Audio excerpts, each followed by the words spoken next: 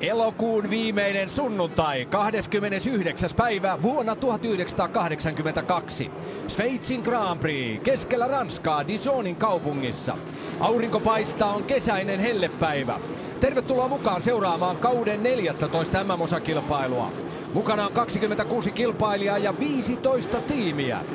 Ranskalaiset Renault aika nopeimpina eturivissä, Alain Prost ja René Arnoux. Suomen ja Williams-tiimin Keijo Keke Roosberg ruudussa 8. Dijonin rata on lyhyt syherö, pitkä pääsuora, jonne aivan pian lähdetään lämmittelykierroksella. Muu osuus täynnä mutkaa. Pituutta vain 3,8 kilometriä. 2 viikkoa aiemmin nähtiin huima jännitysnäytelmä Itävallassa Österreich-ringillä. Silloin voittoon ajoi Italian Elio De Angelis. Keke Roosberg hävisi hänelle vain renkaan mitalla ajassa 0,05. Tuo kilpailu jäi myös Keken mieleen, sillä hän nousi M-pisteissä teoreettisesti kärkipaikalle. Hän ihmetteli sitä itsekin kärkipaikalla, mutta ei vielä yhtään voittoa. Tuolloin Itävallan kilpailun jälkeen muuan Jackie Stewart heitti huulta toteamalla, että mikäli ajat viikset, pääset vieläkin kovempaa. Nyt eturivissä voimakkailla turbomoottoreilla varustetut Renault ja siellä tuulen halkaisijana Alain Prost ja hänen imussaan René Arnoux. Prostille tämä on uran 40. kilpailu.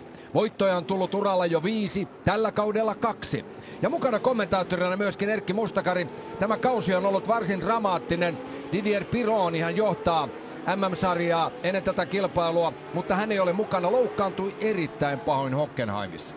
Se on totta, Matti, ja tuo dramatiikka saattaa merkitä sitä, että nuo miehet, jotka pystyvät vielä ajamaan nämä kauden jäljellä olevat osakilpailut, ovat ne miehet, jotka nyt sitten taistelevat tämän kauden maailmanmestaruudesta edellyttäen, että se porukka ajaa näissä loppuissa kisoissa maaliin asti. Muussahan tapauksessa niin on mahdollista sekin, että Didier Pironi 39 pisteellä saattaa olla mies, joka kruunataan kauden päätyttyä maailmanmestariksi, mutta kieltämättä täytyy olla realisti ja todeta, että aika lailla epätodennäköistä se on. Mutta mikä tässä kaudessa on ollut toistaiseksi mielenkiintoista on se, että sarjassa on peräti 9 eri voittajaa eri kilpailuissa. Ja jos katsellaan näitä voittojen määriä, niin siellä on tällä hetkellä Didier Pironilla niitä voittoja on 2, Alain Prostilla, John Watsonilla ja Niki Laudalla niin ikään kullakin 2 voittoa. Sitten näitä 1 voiton miehiä on Elio De Angelis, Ricardo Patrese, Nelson Piquet, René Arnoux ja Patrick Tambay. Eli kyllä on ollut aivan poikkeuksellisen tasainen sarja myöskin tällä lailla arvioiden, koska niin moni eri mies on päässyt nauttimaan tuosta oman maansa kansallislaulun kuuntelusta tuolla korkeammalla palkintokorokkeella. 27-vuotias ranskalainen Renault Turbo-auton kuljettaja Alain Prost asettautuu omaan lähtöruutuunsa Dijonin radalla. 3,8 kilometriä on siis mittaa. Ja mielenkiintoinen yksityiskohta, Matti, se, että vaikka tuossa aika-ajossa Ferrarin Patrick Tambay ajoi 10. lähtöruutuun, niin syystä taikka toisesta hän ei ole nyt mukana tässä lähtöruudukossa eikä lähde tähän kilpailuun lainkaan. Me tiedä ihan tarkkaan, mikä tuo syy on, mutta jonkinlainen siellä näkyy tuo 10. ruutu tyhjänä. Ja näin ollen, niin Patrick Tambay ainoana Ferrari-kuljettajana ei osallistu tähän kilpailuun ja nyt on nähty hetki. 34-vuotias Keke Roosberg ruudussa 8 ja sitten lähdetään liikkeelle. Ennakkoasetelmissa Renault ovat todella vahvassa iskussa turbomoottoreilla. Siitä lähdetään niin kuin näkyy. Kyllä Renault saavat erittäin hyvän lähdön, mutta sieltä keskeltä ampautuvat myöskin Niki Lauda McLaren Fordilla ja rinnalla oli myöskin Andrea de Cesaris punavalkoisella Alfa Romeolla. Tulevat myöskin haastamaan vahvasti, mutta Keke saa jo erittäin hyvän lähdön autolla numero 6 ja nousee jo tuossa vaiheessa 5. käsittääkseni erittäin hyvän startin. Ottaa Keke Roosberg tuolla vaalean vihreällä Williams-autolla ja ampautuu siihen haastajan rooliin. Tässä nähdään tämän Dijonin radan hyvin vaikea ja korkeuserojakin löytyy. Tämä ratahan sijaitsee noin 400 metriä merenpinnan yläpuolella ja sieltä tullaan mäen harjanteelta, laskeudutaan jo alas ja kaarellaan tätä niin sanottua takalenkkiä. Yhtään paikkaa ei ole, missä kuljettaja pääsisi lepuuttamaan itseänsä tuolla takaosalla. Sen sijaan pitkä pääsuora antaa pienen mahdollisuuden hengäistä rauhassa. Renault, Alain Prost, René Arnoux. Ja kyllä näyttää vaikka siltä, että nuo autot, joissa nuo turbomoottorit antavat kyllä sellaista potkua tuohon eteenpäin menemiseen, niin nimenomaan Renault parivalikon kohdalla näyttää nyt selvältä se, että he pystyvät hyödyntämään tuota muiden edessä ajamista. Ja nyt siinä taistellaan Renault-miehet keskenään johtopaikasta.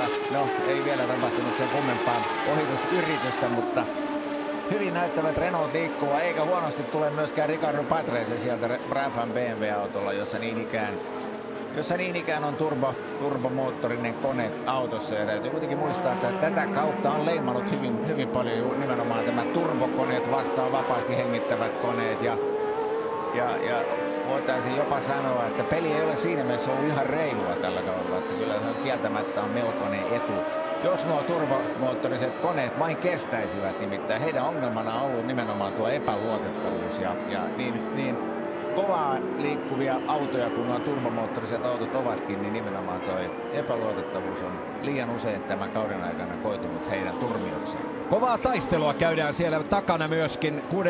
lähtöruudusta ampautui mukaan 30-vuotias brasilialainen Nelson Piquet. 3. ruudusta tallitoveri 28-vuotias italialainen Riccardo Patrese BMW Brabham autoilla. Ja siellä on kovaa taistelua juuri heidän kesken. Kumpi sieltä pidemmän korin ottaa. Patrese pitää vielä tuon oman paikan tuossa, mutta Piquet haastaa vahvasti.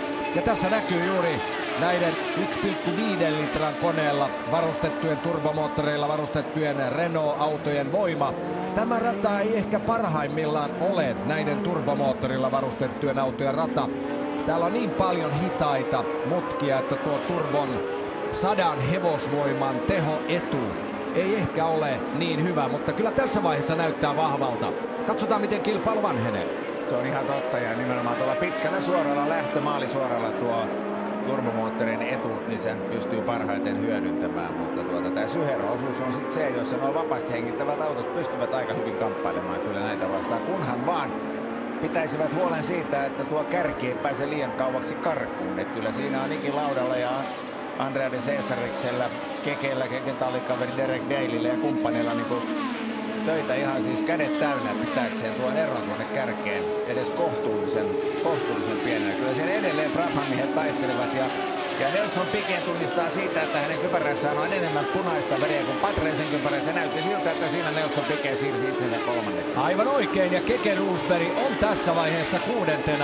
Brabhamit ovat myöskin näitä turbomoottorein varustettuja autoja, ja näin ollen turbopelit ovat nyt ensimmäisenä, toisena, 3. ja 4. Mutta hyvin lähellä Brabhameita ovat sitten tämä punavalkoinen Niki Lauda, joka tulee sieltä Brabhameiden takana. Tässä menee René Arnoux ja sieltä tulee sitten Piquet, Patrese ja tuossa tulee Niki Lauda punavalkoisella. Keke on aivan hänen imussaan jo kiinni. Hienosti menee Keke Rosbergilla, Iisalmen suurella miehellä, ja tuossa näkyy sitten järjestys 2 ajetun kierroksen jälkeen. 8. ruudusta Keke on pystynyt nousemaan jo 6. Ei paha, näyttää hyvältä. Oli mielenkiintoista keskustelua ja ajatusten vaihtoa Keke Rosbergilta ennen tätä kilpailua, kun tallin valmistelevassa kokouksessa insinöörien kanssa tutkittiin, miksi auto aliohjaa. Siinä palaverissa tehtiin rohkea päätös. Laitetaan autoon etusiipi, mikä oli hyvin ainutlaatuista. Keke kertoo, että hän ei edes muista, milloin viimeksi he ovat käyttäneet Williams-autossa etusiipeä. Sen sijaan näillä turbomoottoreilla varustetuilla autoilla etusiipi näyttää olevan vakiona, niin kuin näistä Renault hurjista peleistä pystymme havainnoimaan, samoin Brabhameilla, mutta Williamsilla, joka käyttää 3 litran Ford Cosworth-moottoria, vapaasti hengittävää moottoria, niin tälle radalle tämä etusiipiratkaisu on ollut hyvä. Ja vielä tässä ennen kilpailua sunnuntai-aamuna ajetussa vapaissa harjoituksissa Williamsin mekaanikot huomasivat, että siellä on ensimmäinen konerikko tiettävästi tulossa. Kuka mahtaa olla? Taitaa olla Tyrellin auto. Joko se on Tyrellin auto tai sitten se on ensin Ford-auto. Katsotaan nyt. Viittaisin siihen, että kyseessä on ensin Ford-auto ja kuljettaja Roberto Guerrero, argentinalaiskuljettaja, jolla nyt näyttää vähän siltä, että tämä kilpailu jää vain 4 kierroksen mittaiseksi ja ikävä juttu hänen kannaltaan. Niin olin vielä jatkamassa tuosta etusiivekkeistä, että vapaiden harjoitusten aikana, eli warm-upin aikana, siellä tapahtuu jälleen tiukkaa taistelua, kun Niki Lauda taitaa olla tiukoilla siellä. Vapaiden harjoitusten aikana huomattiin, että Brabham aivan viereisessä pilttuussa Williamsin lähellä laittoi myöskin siivekkeitä, kun huomasivat, että Williams on siirtynyt etusiivekkeiden käyttöön. Ja sitten vähän kauempana huomattiin myöskin, että Lotus Stallin puolella tehdään samanlaista työtä. Ja Lotus Stallin kuljettajina ovat tässä kilpailussa Elio De Angelis ja Nigel Mansell. Yksi mielenkiintoinen lisä oli myöskin tässä valmistelevassa kokouksessa rengasvalmistajan kanssa. Ja nyt on siellä pahasti, mennään jo reunamille. Brabham-tallin autoko siellä, onko Piquet, jonka renkaiden kulumiset ovat jo siinä tasossa, että auto ei pysy oikein valkoisten viivojen välissä. Niin, päätettiin niin, että otetaan sekarengastus, mikä oli ainutlaatuista ja harvinaista, mutta vapaiden harjoitusten aika-ajoin ja sunnuntain warm-upinkin perusteella tällainen ratkaisu Goodyearin puolelta tehtiin. Ja Williamsiin asennettiin Keke Rosbergin autoon oikealle puolelle pehmeät renkaat ja vasemmalle puolelle kovemmat renkaat, mikä on sinänsä hyvin ainutlaatuista sekarengastus. Ja siinä menee Keke Rosberg. Hän on pystynyt nousemaan. Siellä Derek Daly ja täällä on sitten kovempaa taistelua. Ja siellä taitaa olla Bruno Giacomelli. Ja sitten Bruno Giacomelli tuolla Alfa Romeolla. Ja siinä on sitten yksi. Onko Andrea de Cesaris myöskin siinä jutussa mukana? Tiukkaa taistelua, punavalkoisia autojahan ovat siis Niki Laudan, McLaren, Andrea de Cesariksen Alfa Romeo ja myöskin Bruno Giacomellin Alfa Romeo. Ja mistä löytyy sitten toinen McLaren? John Watson starttasi kilpailuun 11 lähtöruudusta, että siellä on John Watson on niitä miehiä, joka taistelee kyllä tämän kauden maailmanmestaruudesta vielä aivan siinä, missä kuka tahansa muu, nimittäin John Watsonilla on noita pisteitä kasassa 30, Kekellä 31 ja kuten kerrottiin, niin Didier Pironilla, joka nyt ei ole enää mukana tämän vuoden viimeisissä osakilpailuissa, niin Pironin pistessä olisi 39, eli kyllähän Watson siinä on kaikkein todennäköisimmät miehet, jotka tästä tämän vuoden maailmanmestaruudesta taistelevat meidän Keke Rosbergin lisäksi on John Watson 30 pinnalla, Lauda 26 pinnaa ja Alain Prost 25 pisteellä. Kyllä siitä porukasta todennäköisesti löytyy tämän kauden Formula 1 maailmanmestari, mutta vielä on tämä kilpailu ja 2 muuta ajamatta ja vasta sen jälkeen me tiedämme. Tämän jälkeen hän sirkus siirtyy Monzaan Italiaan ja mistä sen tietää, vaikka tuo maailmanmestaruus ratkaisi jo tuolla Italiassa tai sitten vasta Las Vegasin päätöskilpailussa sitten myöhemmin syksyllä. Ja kyllä tuo 2 viikon takainen Itävallan kilpailu on puhuttanut nämä väliajat ennen kuin kolonna saapui tänne keskelle Ranskaa noin 300 kilometrin päähän Pariisista ja 200 kilometrin päähän Genevestä. Nimenomaan tuo maaliin tulo. Se oli huima jännitysnäytelmä, kuinka Keke pystyi haastamaan Elio De Angeliksen viimeisessä mutkassa ja vielä kiihdyttämään pienen imutuksen jälkeen tuolla maalisuoralla. Ja aivan rinta rinnan tullaan, että siinä todellakaan ei ollut kuin tuo renkaan mitta, pituusmitta suurin piirtein, joka erotti autot toisistaan ja ajassa se oli vain 0,05. Ja niistä asetelmista lähdettiin sitten tähän kilpailuun. Ja Kekehän oli siirtynyt teoriassa todellakin tuon Itävallan kilpailun jälkeen M-pistejohtoon, kun otetaan huomioon se, että Didier Piron ei enää pysty osallistumaan kauden kilpailuihin. Ja nyt on jännittävää nähdä sitten, minkälaisen riemujuhlan Keke tässä järjestelee. Ja pystyykö hän nousemaan jo sitten MM-taistelussa sellaiselle paikalle, että seuraavassa kilpailussa tuo maailmanmestaruus voisi olla jo plakkarissa. Siinä nyt ohjaaja tarjoaa meille kaksinkamppailua Nelson Piquet vastaan René Arnoux. Eli siinä Nelson Piquet koko ajan hiilostaa René Arnoulta, edellä ajavaa René Arnoulta. Ja vaikuttaisi ainakin tässä kohtaa siltä, että Piquetin auto on aavistuksen verran nopeampi, kun hän vaan kerkiää siihen riittävän lähelle, että pystyy sitten hyökkäämään ja yrittämään ohitusta. Ja aika hyvin Kekekin muuten seuraa siinä Nelson Piquetä. Itse asiassa jos verrataan näihin miehiin täällä, Ricardo Patrese ja oliko siellä Niki Lauda, niin jos heihin verrataan, niin Keke kyyti aivan hyvin kohdallaan tässä kohtaa. Sveitsin Grand Prix ajettiin kaiken kaikkiaan Aiemmin 5 kertaa, nyt on 6. kerta. 5 kertaa 50-luvulla Bremgartenissa. Pitkällä 7,2 kilometriä pitkällä, hyvin vaarallisella radalla, puiden ympäröimä, ei suoria, vain mutkia, sinänsä hyvin ainutlaatuinen rata. Ja nyt sitten tämä pitkän tauon jälkeen, syystä että aikanaan Le Mansissa oli tämä vakava onnettomuus, jossa 80 ihmistä kuoli vuonna 1955. Sveitsissä kiellettiin moottoriurheilu, mutta nyt sitten vuonna 1982 päätettiin ajaa Formula 1 Sveitsin Grand Prix, ei kuitenkaan Sveitsin maaperällä, vaan rata vuokrattiin naapurimaasta Ranskasta, eli täältä Dijonista, ja siinä menee keke numerolla 6. Ja nyt ajetaan siis Sveitsin Grand Prix todellakin ranskalaisella maaperällä, ja tämä piirtyy historiaan ilman muuta. Jännittävänä tapahtunaa, ja Piquet tulee! Kyllä, ja ohittaa René Arnoux, nousee 2. Tästä tulee vielä mielenkiintoinen taistelu, ja kuinka kaukana on sitten Williamsin auto vapaasti hengittävällä Fordin moottorilla. Loppujen lopuksi edellisissä vähän laajemmissa kuvissa, missä näimme tämän parivaljakon takana tuota rataa vähän pitemmän matkaa, niin siellä kyllä näytti keke olevan edelleen aika lailla hyvin kyydissä mukana, mutta nyt nämä kuvat eivät sitä meille valitettavasti paljasta. Sen verran tiivistä kuvaa meille tarjotaan, mutta aika hieno ohitus Nelson Piqueteltä, ja täytyy huomata, että ehkä tällä radalla tuo nimenomaan tuon pitkän lähtösuoran jälkeen ensimmäinen mutka siinä jarrutuksessa. Ehkä se on se ylivoimaisesti paras paikka ohittaa, ja niitä ehkä meille tarjotaan ja toivon mukaan tarjotaan vielä runsaasti tämän kilpailun aikana. Kaiken kaikkiaan ajetaan 80 kierrosta tällä vajaat 4 kilometriä pitkällä radalla. Siitä tulee 304 kilometriä, ja siinä on keke. Joo, aika hyvin tulee keke siinä. Vauhdikkaasti. Ja kohta on kekevuoro sitten puolestaan hiostaa René Arnouta. Ja siinä melkein näkyy tulokset. Kyllä. Ja täällä menee sitten kilpailua johtava Alain Prost.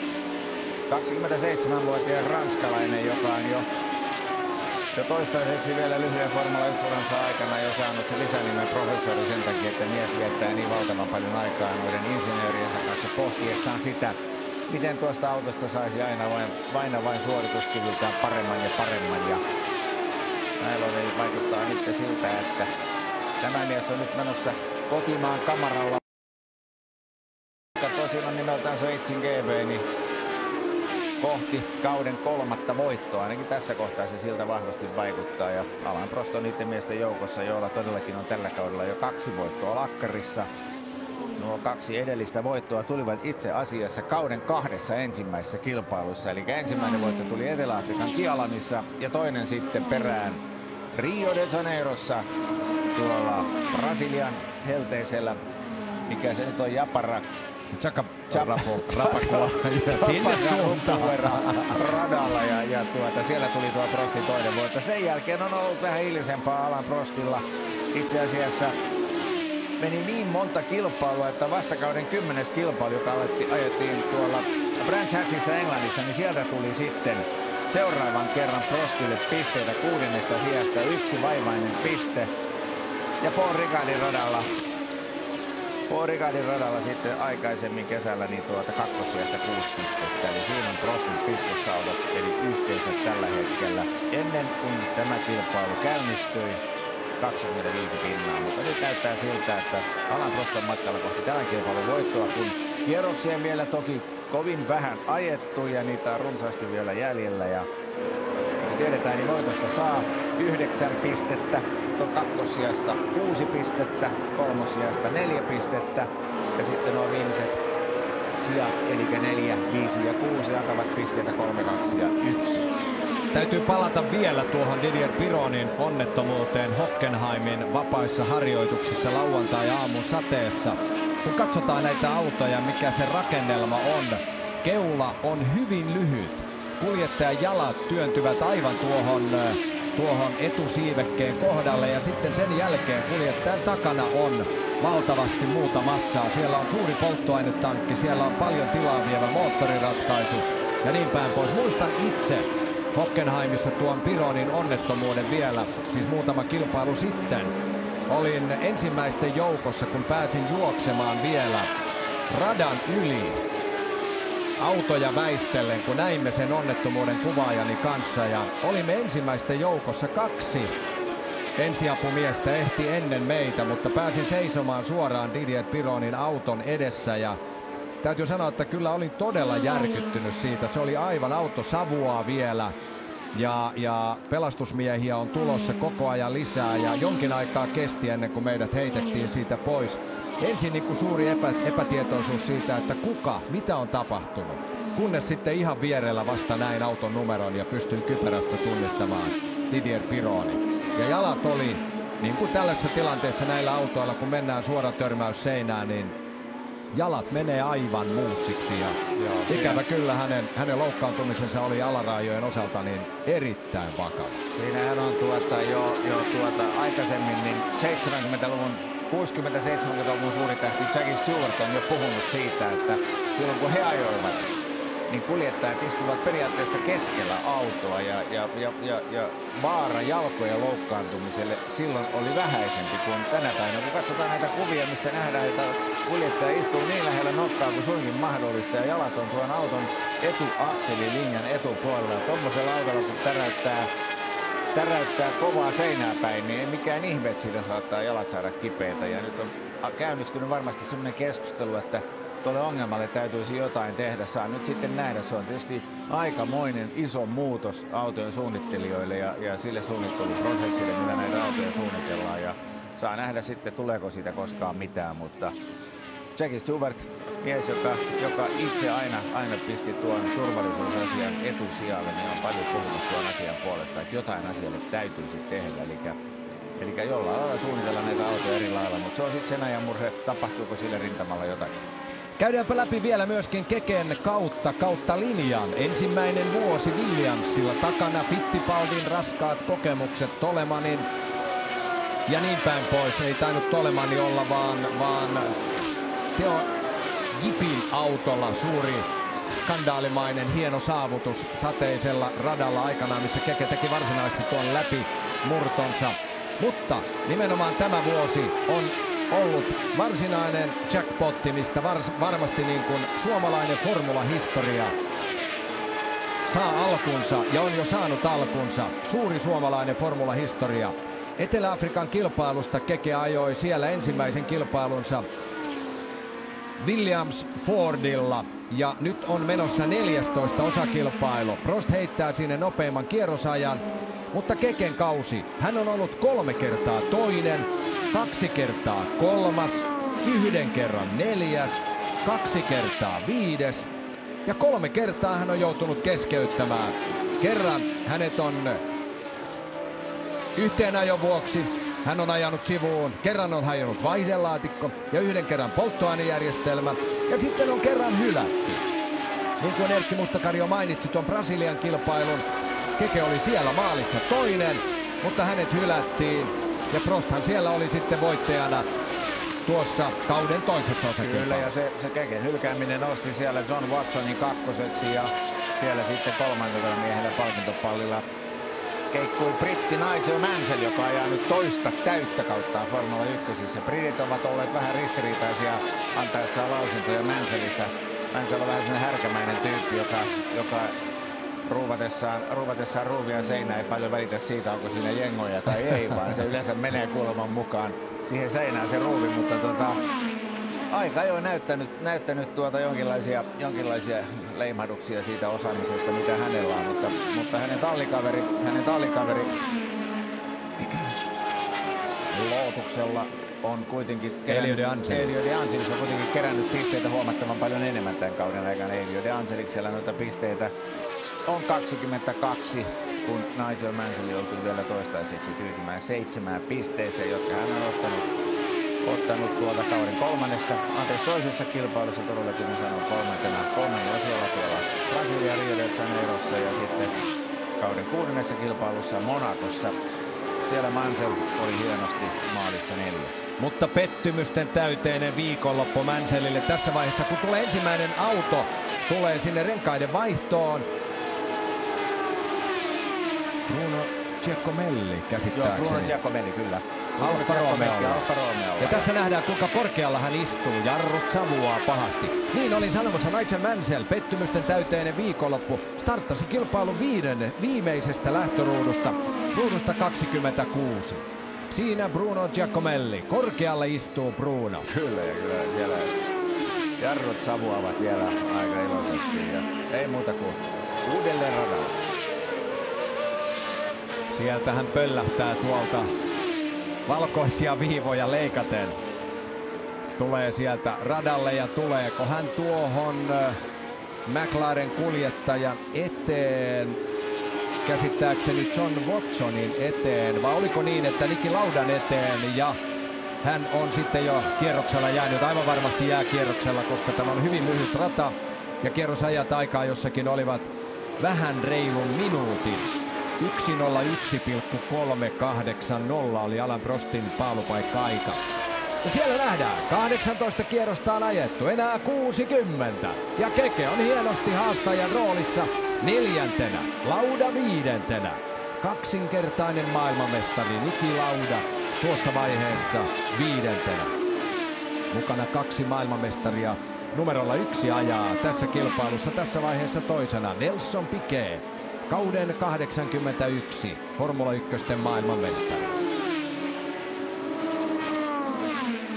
No siellä on edelleen René Arnoux pysyy jollain lailla kyllä vielä Nelson Piquetin kyydissä mukana, mutta vaikuttaisi siltä, että tuo ero ensin alkuun se kasvoi, mutta on nyt ihan jymähtänyt suurin piirtein sille tasolle, mitä se nyt tällä hetkellä on. Ja niin ikään Keken paikka tuolla Arnoux takana niin on niin ikään vähän niin kuin jymähtänyt nyt nämä tilanteet tällä lailla paikoilleen, ja saa nähdä, voi olla, että tässä nyt kuitenkin odotellaan noita ensimmäisiä varikkopysähdyksiä.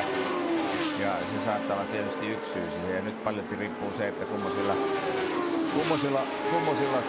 renkailla miehet siellä tällä hetkellä rataa kiertävät, kuinka hyvin tuo ja kuinka paljon tuo syheroosuus syö tuota rengasta, ja jos siellä nyt siltä osin kaikki on hyvin, niin silloin ei välttämättä tarvitse tässä kohtaa vielä surra varikolle menoa.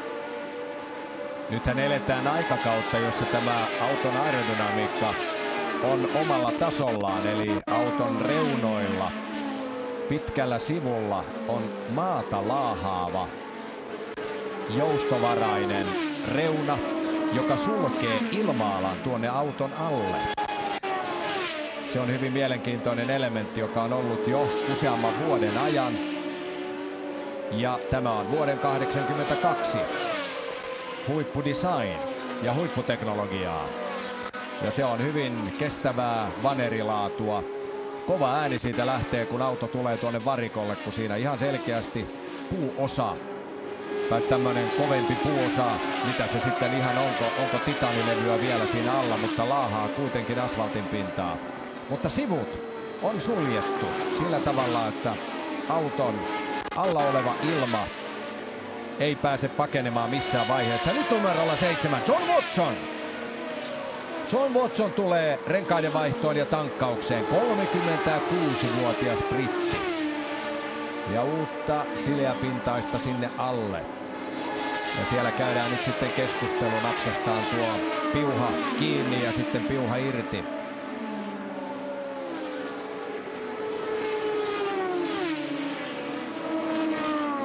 John Watson tulee palaamaan radalle sieltä, mutta putoaa luonnollisesti tuosta kuumimmasta kärjestä pois. Aika-ajoon eivät selviytyneet sellaiset, tai aika-ajon jälkeen itse kilpailun eivät selviytyneet muun muassa Fittipaldin Chico Serra. Suomessakin käynyt kuljettaja Ahvenistolla Keken kanssa kilpailut. Tommi Bruno, Theodor Ford kuljettaja ja Mauro Baldi. Aerosport-kuljettaja. Samoilla pensoilla mennään siis loppuun asti, vaihdetaan vain renkaat tuossa, ei tankata.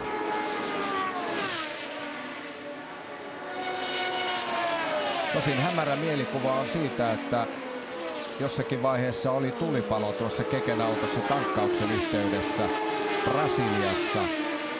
Mutta aika näyttää meille sen, että tuleeko näitä tankkauksiakin vielä, vai ovatko ne sitten tulevaisuuden asioita. Joo, tuossa kun John Watson kävi, niin siinä vain renkaat vaihdettiin hänen autonsa. Täällä jatkuu tiukka vääntö. Tässä on nyt näitä kierroksella ohitettavia kiusaamassa näitä Renault-kuljettajia ja se vähän tekee elämän vähän vaikeammaksi. Siinä kohtaa Alain Prostille miehelle, joka ajaa kärjessä. Siellä pitäisi vähän selvemmin antaa näille ohitettaville niin tietoa siitä, että takaa tulee kilpailua johtava kuljettaja eikä tehdä sitten tuota ohittamista niin vaikeaksi. Ranskalainen Jarbier Jarier Osella tiimin kuljettajana. Tässä vielä nähdään sitten Watson vielä varikolla.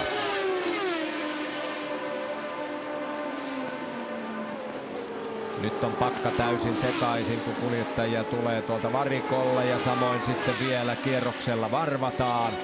Mutta Renault Alain Prost joka tapauksessa johdossa. Nelson Piquet on siellä toisena ja Keke Rosberg neljäntenä.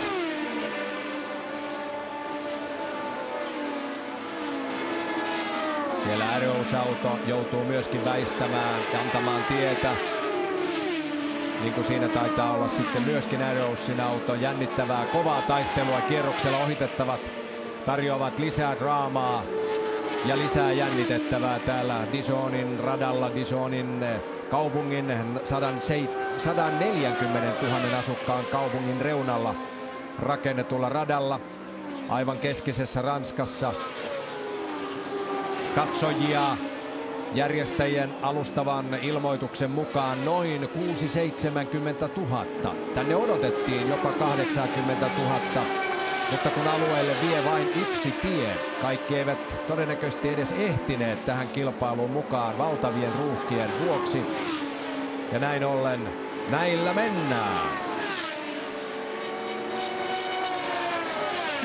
Sen verran teknistä tietoa näistä moottoreista, niin eli nuo autot, joissa on turbomoottorit, ne on tommosia 1,5 litran koneita, jossa on kompressori ja sitten taas nuo vapaasti hengittävät moottorit, ne on 3 litran V-kaseja käytännössä katsoen kaikki ja niin ikään ilman kompressoria nuo moottorit. Elikkä hallitseva maailmanmestari siellä näytti tyylikkäästi ohituksen. Kyllä. Siinä Arnoux. Siellä on nyt vähän kärkipään miehillä on nyt vähän ongelmaa, koska porukkaa riittää, ohitettavia riittää vaikka kuinka paljon ja täytyy katsoa, että ovatko nuo ratatuomarit koko ajan hereillä, jotta pystyisivät antamaan jonkinlaista merkkiä takaa tuleville tai ennen kaikkea niitä hitaammille kuljettajille, että takaa tullaan lujaa ja ohi pitäisi päästä.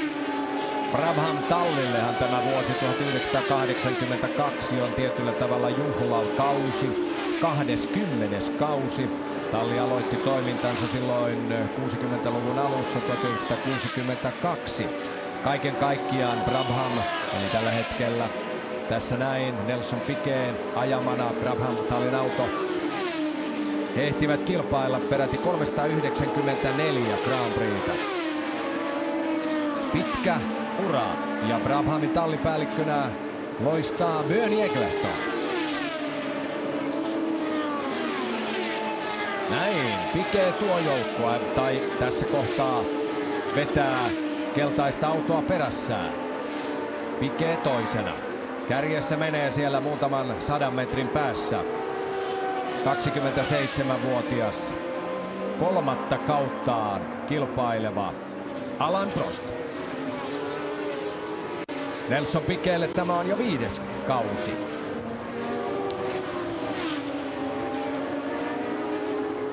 Se on hieno rata tämä Dijonin rata ja nimenomaan nämä korkeuserot tekevät sitä kovin mielenkiintoisen vaikka kuten sanoit Matti, niin ei se välttämättä ole niitä kaikkein mukavimpia, parhaimpia ratoja näille autoille, mutta kuitenkin tuo korkeuserojen kirjavuus ja sitten mielestäni myöskin tuo radan syherro-osuus tarjoaa vielä mahdollisuuden sellaiselle kamppailulle, jossa nämä vapaasti hengittävillä moottorilla kilpailevat kuljettajat, heillä on pieniä mahdollisuuksia näitä turboautoja vastaan. Ainakin vähän paremmat kuin että jos taas pelkkää suoraa luotettamista niin kuin Hockenheimin rata siellä metsän siinäksessä on. Keke on viestittänyt varikolle jo 10 kierroksen jälkeen. Etukumi alkoi halkeilla. Heillähän on siis sekarengastus, oikealla puolella pehmeämmät ja vasemmalla puolella kovemmat renkaat. Ja siellä Keken hermo on varmasti nyt vähän kireällä, että onko tämä toimintamalli valittu sekarengastus sittenkään oikea.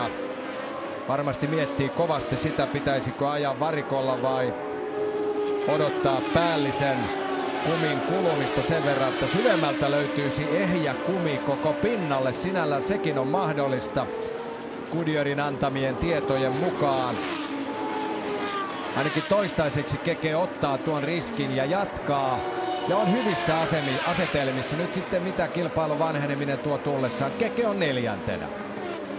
Siellä äsken yksi ratatoimarista piti keltaista lippua yllä ja ei toki heilutellut sitten sen kummemmin, vaan lähinnä niin piti sitä niin kuin liikkumattomana paikallaan ikään kuin varoittaakseen jostakin edessä olevasta ongelmasta, mutta ainakaan ohjaajalla meidän näyttänyt noista ongelmista. Siellä tietysti voi olla, että siellä on joku keskeyttänyt ja ajanut autolla radan sivuun ja siitä sitten varoitetaan kuljettajaa, mutta valitettavasti ohjaaja ei ole meille näyttänyt muuta kuin tuon Roberto Guerreron konerikon tuossa heti neljän ajetun kierroksen jälkeen. Ja se on ainoa toistaiseksi tapahtunut keskeytys, kun kerrotaan se, että Patrick Tambay Ferrarilla ei lähtenyt kokonaan tähän kilpailuun edes lainkaan mukaan, niin näin ollen ovat ainoat miehet, jotka ovat poissa näistä kekkereistä tässä kohtaa. Ja 23 autoa kiertää tällä hetkellä Dijonin rataa ympäri. Samalla kun autot kiertää, niin palautetaanpa mieliin, mitä kaikkea vuonna 1982 itse asiassa tapahtui. Mauno Koivisto valittiin presidentiksi tammikuussa. Falklandin sodan ensimmäiset hyökkäykset nähtiin maaliskuussa. Tiina Lillak heitti uuden maailmanennätyksen naisten keihäällä 72-40. Helmut Kohlista tuli Saksan liittokansleri. YK patistaa Neuvostoliittoa pois Afganistanista. Ja ensimmäinen keinotekoinen sydän asennettiin. Ja siellä nyt sitten auto numero 17. Hän on Robert Keegan. Robert Keegan Marchford-autolla, niin hänen homma päättyi siihen ajettuja kierroksia 25. Mielenkiintoista on se, että tässä kilpailussa on monta rengasmerkkiä mukana. Goodyearin lisäksi Pirelli, Michelin ja sitten Avon rengasmerkki, jota juuri Keegan muun muassa käyttää. No ei siinä vaikuttanut, että auto olisi ollut millään lailla mennyt rikki, mutta syystä tai toista on ehkä ollut vaan ulosajo ja moottori sammunut ja sillä hyvä. Ja siihen loppui herra Keeganin kilpailu tällä kertaa.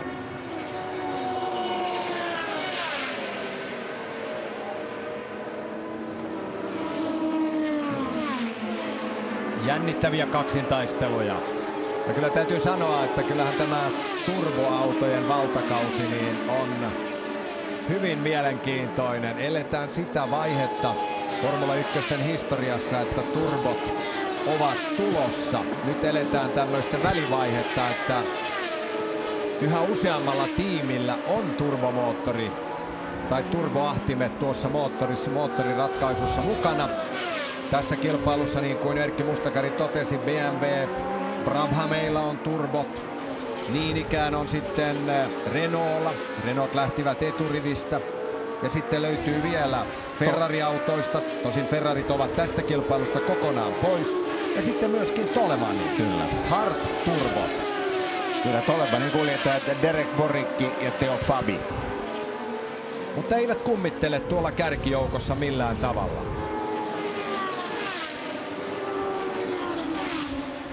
Vorik.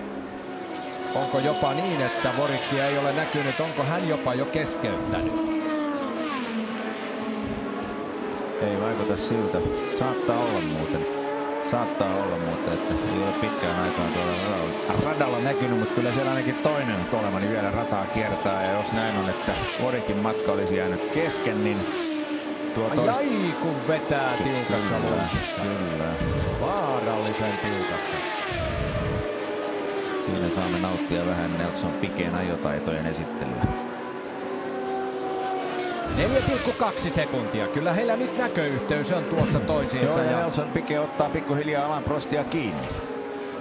Siellä menee Musta Lotus tuossa, jonka taakse pian asettuu sitten Alain Prost ja hakee ohituspaikkaa. Siellä on Nigel Mansell. No ja kyllä yksi syy siihen, että Nelson Piquet ottaa Alain Prostia tällä hetkellä kiinni on se, että siellä on vähän väliä noita kierroksella ohitettavia. Ja jos Prost jää vähänkin aikaa siihen kuppaamaan siihen kierroksella ohitettavien taakse, niin sehän mahdollistaa sen, että Nelson Piquet, joka on vähän rämäpäisempi rattimies kuitenkin. Kiihko latino.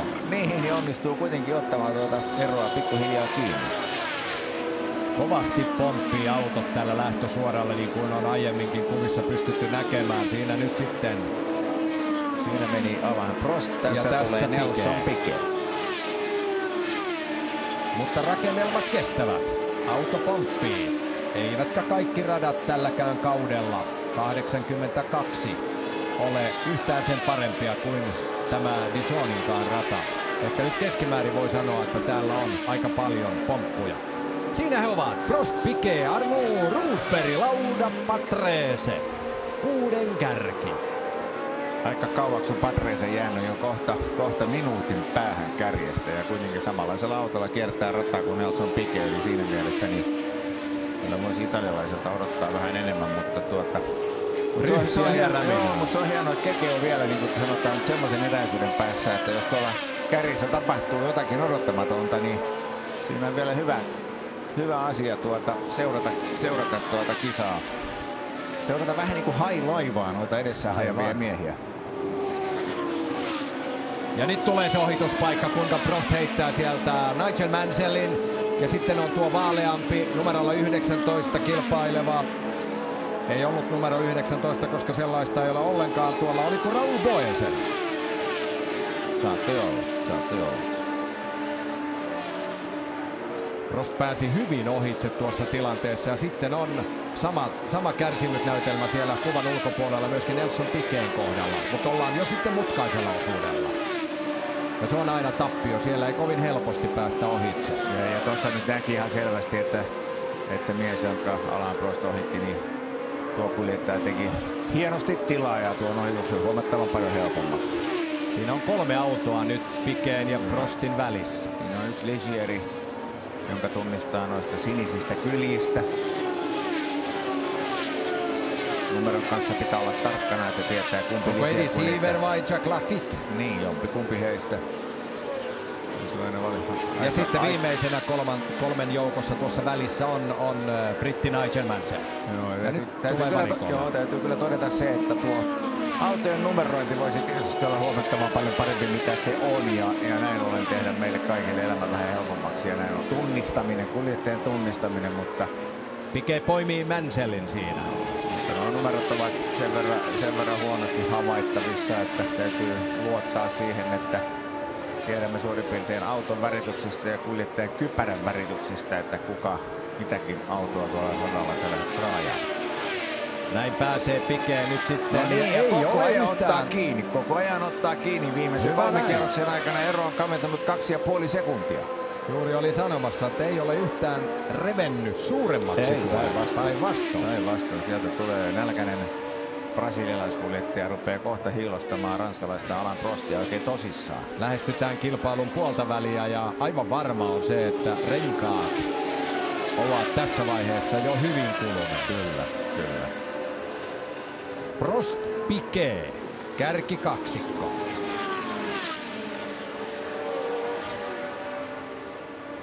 Se on aika jännä täällä Dijonin radalla tilanne on se, että siellä on muutamat paikat, missä yleisöä on paljon, mutta sitten siellä on sellaisia rataosuuksia, joissa tuntuu, että on ristin sielua ratatuomareita lukemuttamatta seuraamassa kuljettajien edesottumuksia. Ei edes TV-kameroita. Ei niin, ja tässä kuvassa nyt nähdään, että aika hyvin väkeä on tuonne katsomoihin kuitenkin joka tapauksessa tullut ja tiettävästi kilpailujärjestäjän arvio on se, että siellä on noin 65-70 000 katselijaa nyt seuraamassa tätä kilpailua.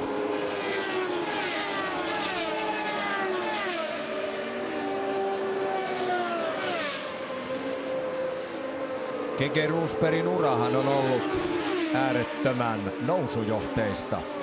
Pitkään niistä 70-luvun alun tilanteista, ammattimaisesta ajamisesta, erilaisten formuloiden ja jopa äärettömän kovan kilpailukalenterinkin saattelemana, milloin on saman vuoden aikana ajettu lähestulkoon perättäisinä viikonloppuna Uudessa-Seelannissa ja sitten välillä USAssa.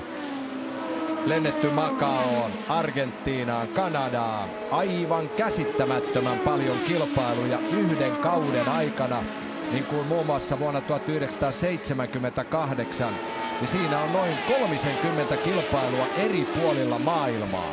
Ja nyt Lisierillä numerolla 26 Jack Laffite joutuu keskeyttämään. Keke ajoi siis vuonna 1978 Tasman Pacific-sarjassa. Niin ikään ajoi sitten Atlantic-sarjassa ja Wolffilla ensimmäiset kilpailunsa Formula 1. ATS F1 ja sitten Wolffin Formula 1-autolla. Ja siellä numerolla 25 on sitten Eddie Cheever, jenkkikuljettaja vaikeuksissa. Keken kausi jatkui Formula 1 vuonna 1979 niin ikään Wolffin tiimissä, mutta siihen mahtui mukaan sitten Formula 2 osakilpailuja, Can-Amin sarjaa Amerikassa, Kanadassa ja niin päin pois. Ja sitten vuonna 1980 tuli ennakkoon mitä lupaavin ja vahva kiinnitys Fittipaldin tiimiin. Brasilialainen Emerson Emmo pisti oman tallin pystyyn ja Kekessä pääsi toiseksi kuljettajaksi vuonna 1980. Keken ensimmäinen kilpailu tammikuun 13. päivä Buenos Airesissa. Kausi alkoi silloin samoihin aikoihin kuin MM-rallikausi. Todellakin 13. päivä tammikuuta käynnistyi silloin Buenos Airesista Formula 1 MM-kausi. Keken sijoitukset silloin eivät olleet kovin mairittelevia, mutta kuitenkin ensimmäisen ja 6 parhaimman joukkoon 6 kertaa. Ei ihan paha. Montrealissa muun muassa Keke ajoi 6. Ahvenistolla Keke kävi myöskin vuonna 80 kilpailemassa ja voitti Camaro Cupin kilpailun ylivoimaisesti. 81 oli jo sitten vähän vaikeampi. Fittipaldin kalustolla Keke ajoi, mutta milloin jäi vaihdekeppi käteen ja milloin sitten kuului pilkkalauluja kotimaisten säveltäjien ja sanoittajien toteamina ja tuntui, että joka puolelta tulee kuraa. Mutta 81 kauden päätyttyä tulee iloinen viesti. Keke Roosberg pääsee testaamaan Williamsin autoa Paul Ricardin radalle ja siitä kääntyi, voi sanoa laajasti, suomalainen formulahistoria.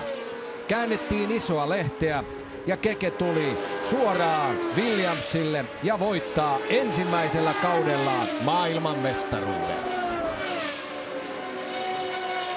Ja silti voi sanoa, että kaiken kaikkiaan vuosi 82 oli äärettömän mielenkiintoinen ja tapahtumarikas kaikella tavalla. Ja niin kuin alussa Erkki Mustakari totesi, voittajien lista oli pitkä. Kyllä. Ennen tätä Dijonissa ajettua kilpailua, kuten sanoin, niin 9 eri voittajaa on jo päässyt kuuntelemaan korkeammalla korokkeella tuota kansallislaulua. Ja nyt sinne tulee sitten siihen saattaa tulla pieni muutos tässä, kun saadaan tämä kilpailu pakettiin. Tuleeko 10. voittaja? Sitähän Keke on koko kauden ajan hakenut. Hänellä on vahva tuntuma siihen, että tulevaisuus on hänen. Ja milloin se mestaruus sieltä tulee, niin se on mielenkiintoista. Mutta vuosi 82 piirtyy suomalaisen autourheiluhistoriaan suurin kirjaimin. Ja tämä on se osuus tuolla radalla, mihin ei TV-kameraakaan ole saatu paikan päälle. Joo. Siinä menee hallitseva mestari Nelson Piquet. Hänen takanaan piskuinen, temperamenttinen ranskalainen René Arnoux. Lähti kilpailuun siis eturivistä toisesta lähtöruudusta, mutta nyt on 3. Ja Keke Roosberg sitten siellä 4, mutta ei oikein kovin montaa kertaa ole saatu Kekeä näihin samoihin kuviin. Ei, mutta siinä on ihan oikeasti käynyt nyt niin, että René Arnoux on ottanut Nelson Piquetä kiinni. Täällä painaa Alain Prost Siinä on sitten kierroksella jäänyt ja tässä tulee Nelson Piquet ja siellä René Arnoux todellakin prässä. Ja täältä tulee Keke Rosberg ja hänen takanaan Niki Lauda. Sielläkin käydään omaa taistelua ja kukaan näistä kärkikuljettajista ei ole vielä käynyt varikolla ja nyt ollaan kilpailun puolivälissä.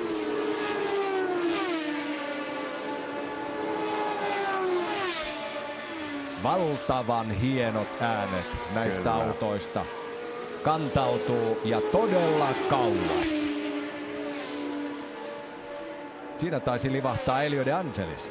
Tässä tulee Nelson Piquet, joka joutuu varvaamaan kierroksella Lotus-kuljettajan. Aiemmin jäi jo toinen Lotus-tähti Nigel Mansell.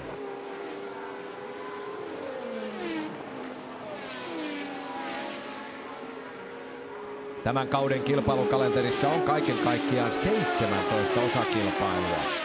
Ja nyt tulee Piquet. Piquet tulee varikolle tässä vaiheessa. Näinkö oikein? Siinä menee René Arnoux ja Piquet tulee nyt varikolle. Eli Renault ottaa nyt tässä kohtaa kaksoisjohdon Alain Prost ja René Arnoux toimesta. Siellä on vipinää muutoinkin tuolla varikolla. Näin tulee Piquet omalle paikalleen. Näkyykö sattumalta missään Bernie Ecclestonia tuossa varikkomuurilla? Mutta katsokaa kuinka turbo 1,5 litran koneesta löytyy, BMW-koneesta löytyy valtavat liekit. Ja siitä lähdetään uudet renkaat alle ja hirmuisella rutinalla liikkeelle. Niin paljon kuin vaan sieltä uskaltaa kaasua painaa. Ja kun hän on maailmanmestari, hallitseva mestari, niin hänellä oli tuo reunimaisin paikka. Ja nopeasti hän täräyttää siihen, mutta ei tainnut osua. Ei, ja suoraan siihen John Watsonin perään. Watson pystyy pitämään tuon oman paikkansa ja Piquet joutuu nyt sitten ajamaan omaa taistelua lähinnä kelloa vastaan tässä vaiheessa ja odotella kaikessa rauhassa samalla myöskin sitä, kun muut käyvät varikolla.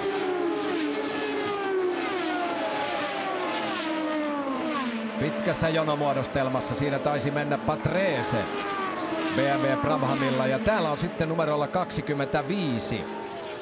Toinen lisäkuljettaja Eddie Cheever. Joo, että kyllähän siinä aikaisemmin, kun Eddie Cheever oli kuvissa, niin hän oli juuri silloin kävi ensimmäistä kertaa varikolla ja nyt on siellä toistamiseen ja ilmeisesti nyt on vähän suuremman luokan ongelmasta kysymys. Kyseessä ei varmasti ole varikkopysähdys, vaan nyt siellä on jotain sellaista ongelmaa, että saa nähdä pystyykö hän jatkamaan matkaa. Etusiivekkeiden kanssa tehdään siellä kovasti töitä. Ligier käyttää tänä vuonna Matran 3 litran koneita V12 myllyjä. Eli siellä pitäisi kyllä olla niin kuin kaikki asiat kohdallaan.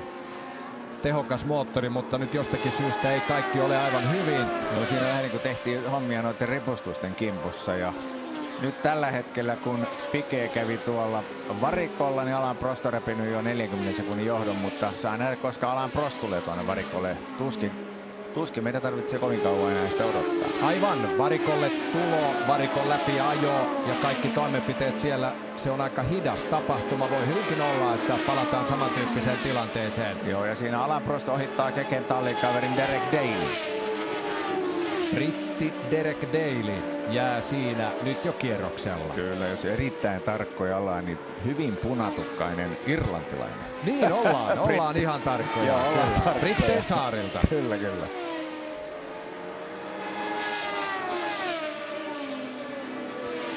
Hyvältä näyttävät ainakin TV-kuvien perusteella Alain Prostin auton renkaat, mutta sehän ei ole välttämättä koko totuus. Prost itse tietää, ja toisaalta kyllä TV-kuvakin on kertonut, että minkäänlaista tämmöistä holtitonta lipsumista ei ole ollut, että he ovat varmasti löytäneet autoihin hyvän optimaalisen pidon. Siinä näkyy nyt sitten paremmuus. Siellä ovat Piquet ja Patrese, eli Brabhamin kuljettajat peräkkäin. Prost, Arnoux, Renaultlla kaksoisjohto. Sitten on Keke kolmantena. 10,5 sekuntia ainoastaan. Ja samassa tilanteessa mennään. Eivät ole kärkikolmikosta kukaan käyneet vielä renkaiden vaihdossa. Ja yli puolet on jo ajettu kilpailu. Alfa Romeo jää siinä. Komeasti ja tyylikkäästi tapahtuu tuo ohitus. Alain Prost.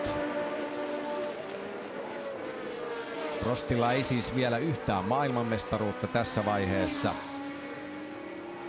Ne rikkaat vuodet ovat sitten tulevaisuudessa. Laudalla on siis Niki Laudalla on tässä vaiheessa jo 2 maailmanmestaruutta ja hallitsevana maailmanmestarina tällä kaudella ajaa Brabhamilla Nelson Piquet.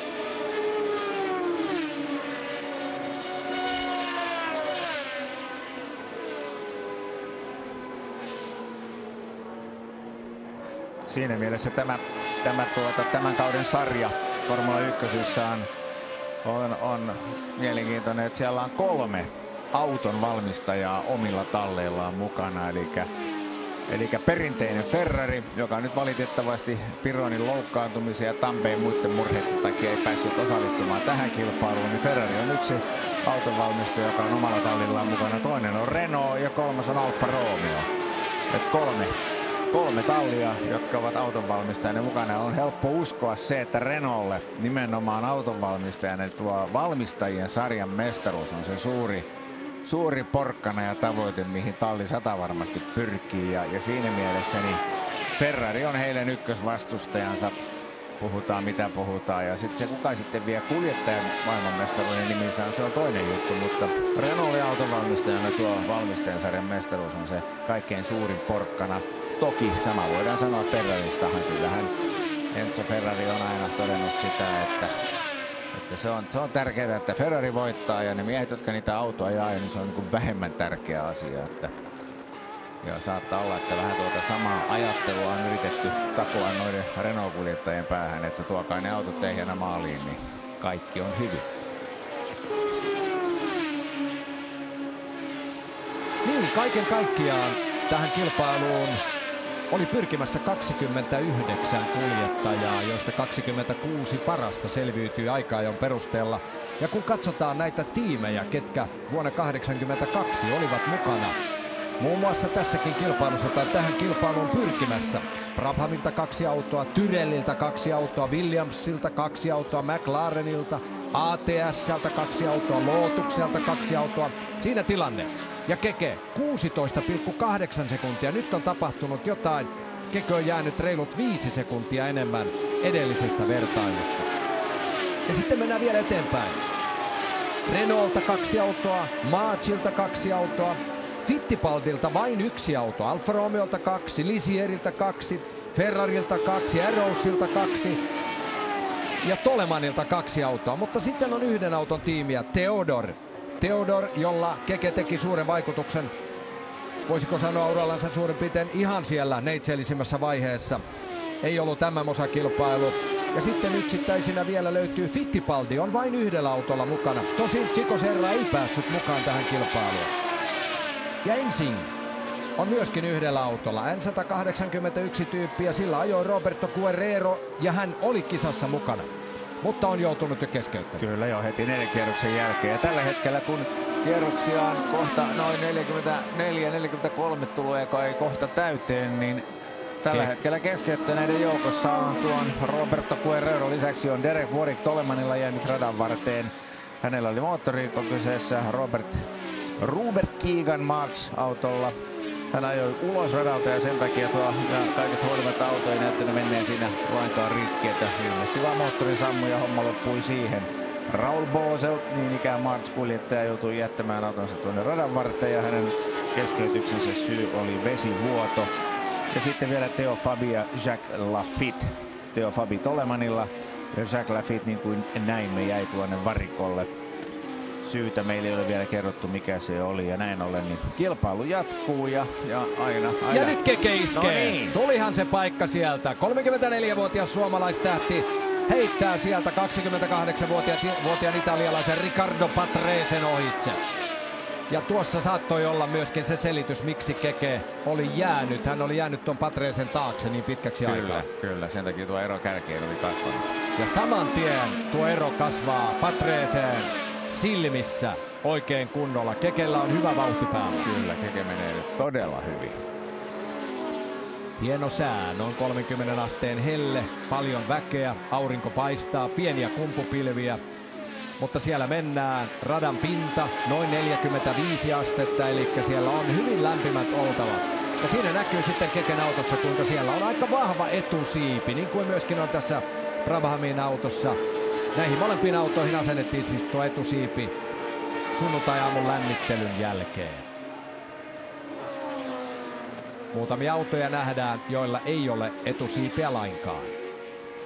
Kuten muun muassa tuossa McLaren-autossa etusiipi on lähinnä tällainen hyvin erilainen.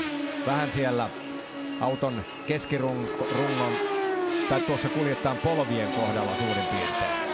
Näin Keke Rosberg ja jättää taaksensa Patrese. Ja onko niin, että siinä on Niki Lauda on tuossa Patresen takana tässä vaiheessa? Kyllä, juuri näin.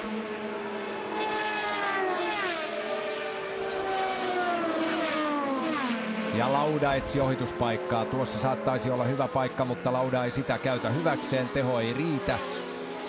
Kaksinkertainen mestari tietää, miten Dizonin radalla ajetaan. Täällä on ajettu siis viikonlopun aikana jo paljon vapaita harjoituksia aikaa. Jo rata on tullut kaikille tutuksi, vaikka tällä radalla ei tämä joukko ole koskaan aiemmin ajanut.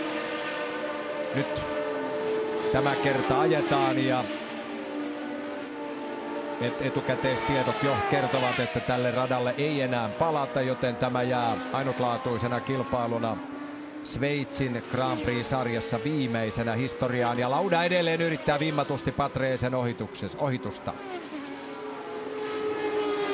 Jälleen hän joutuu asettumaan imutukseen, mutta nyt se tulee. Patrese antaa hienosti, herrasmiesmäisesti tilaa. Joo, ilmeisesti Patresella on nyt joku ongelma, nimittäin ei hän edes yrittänyt taistella oikein tosissaan, vaan ilmeisesti ymmärsin sen, että takaa tuleva mies tulee sen verran vauhdikkaasti, että turha yrittää ryppyillä ja päästi aika lailla ketterästi siitä Laudan ohitseen. Kyllähän sitä kiusaa voi tehdä jonkin aikaa, mutta joku tolkku siinä kiusanteossakin pitää olla. Jos nähdään, että takaa tuleva kaveri on selvästi nopeampi, niin siitä kiusanteosta ei ole paljon iloa sitten. Ei kummallekaan. Hienoa, saamme nyt Keke Rosbergiakin vähän enemmän kuviin. Hän taistelee hienosti turbomoottoreilla varustettujen autojen takana ensimmäisenä vapaasti hengittävällä autolla. Siellä vilahteli myöskin Keken tallitoveri Derek Daly. Joo, siinä numerolla 7 John Watson. Kyllä. Ja siellä kiipeää jälleen tuota korkeaa mäkeä. Ei se nyt ihan noin korkea ole, mitä tuo TV-kuva näyttää, mutta korkealle siinä noustaan. Korkeuserot kaiken kaikkiaan merenpinnasta ovat noin 450 metrin erolla matalimman ja korkeamman kohdalla. Eli tällä radalla on lyhyydestään huolimatta aika paljon korkeuseroja. Niin kuin näkyy, kuva kertoo, käydään välillä notkon pohjalla ja sitten taas kiivetään. Mutta niin kuin Kekekin on monen kertaan sanonut, että ei näitä mäkiä millään tavalla tuolla auton ohjaamossa huomaa. Siellä mennä viiletetään aivan niin kuin tasamaata suurin piirtein, että missään kohtaa ei kyllä erityisemmin kutita vatsan pohjasta, jos käydään notkon pohjalla ja lähdetään nousemaan ylös. Se on niin kuin keskittymistä 100% vain siihen ajamiseen. Ja sitten erityisesti tällä radalla, tuolla takaosalla, takasektorilla, niin on näiden mutkien hallinta. Hienosti menee kyllä René Arnoux. Siinä on, niin kuin, ei René Arnoux, vaan Alain Prost. Professorin tavaramerkki hän on tämä hyvin kevyt kosketus ohjauspyörään ja pehmeä autolla auton eteenpäin vienti. Ei repivää, riuhtovaa, hyvin pehmeää ajamista. Mutta kestääkö auto maaliin? Kestävätkö renkaat? Siinä meille jännitettävää. Alain Prost. Ja hyvin on rauhallinen paikka nyt ajaa. Ei ole ketään lähelläkään tuolla edessä. Eikä kukaan pysty haastamaan pahemmin. Joka tapauksessa René Arnoux on toisena, Keke Rosberg hienosti kolmantena.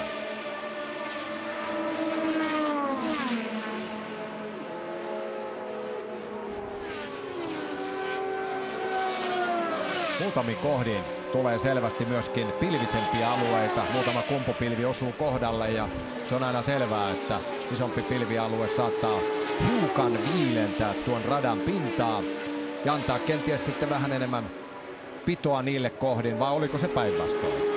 Ennen kaikkea moottorille se on aina pieni helpotus, kun tuo ilman lämpötila vähänkin tulee viileämmäksi. Silloin moottori saa vähän enemmän ilmaa keuhkoihinsa ja sitä kautta niin moottori toimii vähän paremmin. Kauden 14 Formula 1 MM-osakilpailu. Tämän jälkeen vielä jännittävät 2 kilpailua. Monza 12.9. ja kauden päätöskilpailu kaukana Kaliforniassa.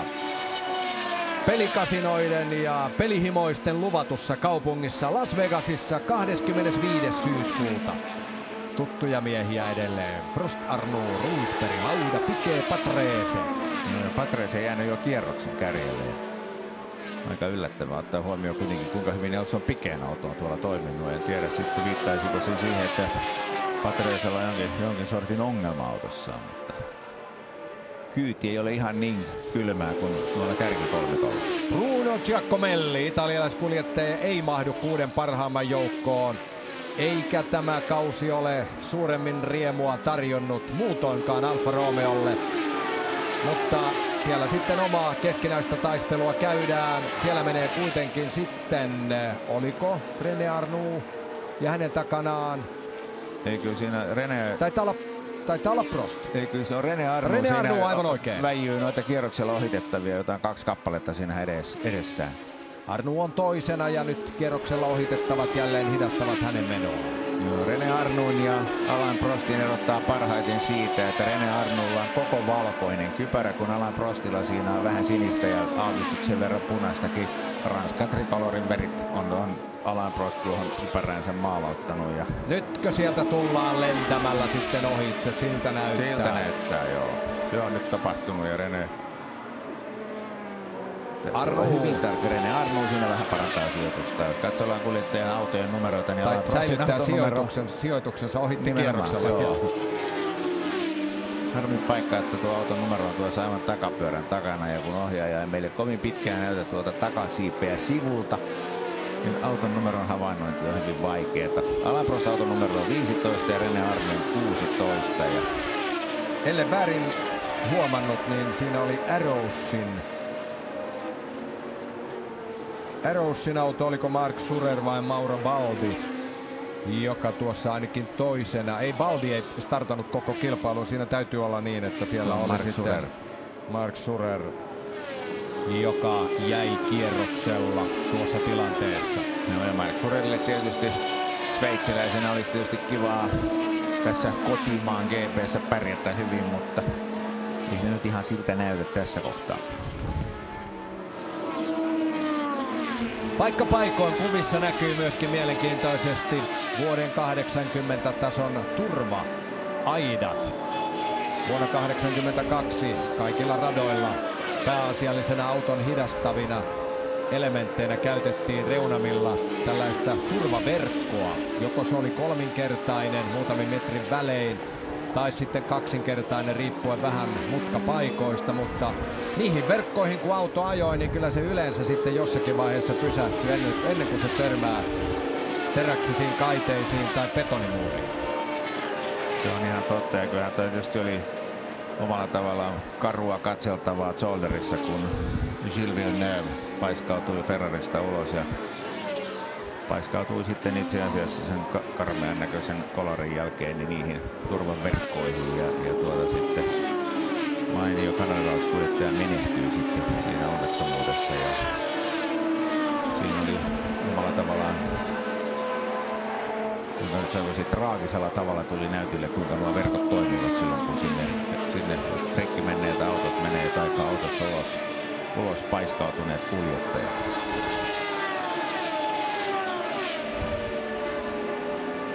Tämä kausi on siis kaikella tavalla ollut hyvin dramaattinen. 2 kuljettajaa on jo menehtynyt. Villeneuven lisäksi Ricardo Paletti Kanadan Montrealin startissa ja sitten vielä vakava loukkaantuminen Didier Pironille Hockenheimin vapaissa harjoituksissa sateisessa ja voisi olla jopa osittain huonon näkyvyyden omaavissa olosuhteissa. Mutta sirkus jatkuu. Nämä ovat olleet todella surullisia uutisia, mitä Formula 1 maailmasta kaudella 82 kantautui. Mutta Sveitsissä mennään. Sveitsin Grand Prix nimissä mennään, vaikkakin ranskalaisella radalla. Ja tässä on vähän tunnearvoon vaikuttavia tekijöitä myöskin tänä vuonna juuri se, että Sveitsin osakilpailu ajetaan, vaikka se Sveitsin Sveitsissä moottoriurheilu kiellettiin vuonna 1955 tuon Le Mansin 80 ihmishenkeä vaatineen onnettomuuden jälkeen kokonaan. Ja nyt sitten vielä on ollut näin synkkä vuosi Formula 1, mutta täällä mennään. Kilpailu lähestyy aivan pian jo sitten loppumetrejään, ei kuitenkaan vielä. Jännittäviä hetkiä varmasti on tarjolla. Numerolla 4. Ryan Henton, 35-vuotias britti, ajaa tuolla tummalla Team Tyrellin autolla. Siellä vilahti kuvissa ja tuleeko hänkin nyt sitten kierroksella varvatuksi aivan pian. Tuossa menee. Ja täältä takaa tulee nyt sitten, taitaa olla Alain Prost, joka siellä on ohittamassa kierroksella Hentoni.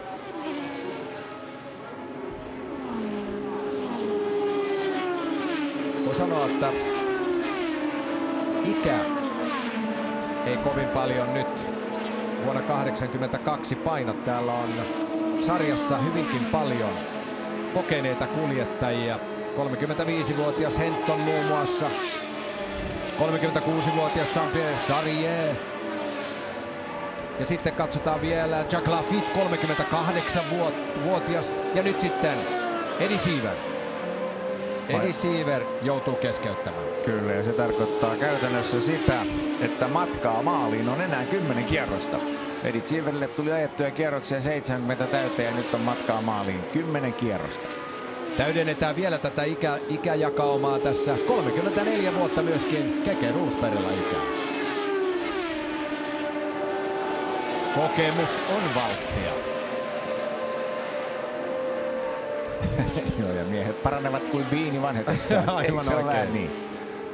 Ei, kyllähän näillä autoilla ajettaessa niin kokemuksesta on valtava hyöty ja ei mikään ihme, että tuolla mitään rakanokkaisia pikkupoikia ei ole näitä autoja päässyt ajamaan, vaan kaikki ovat käyneet kovan koulun läpi, että ovat saaneet nuo ajopaikat näistä autoista ja kyllä se näkyy siinäkin, että tuo kuljettajien keski-ikä on yllättävän korkea.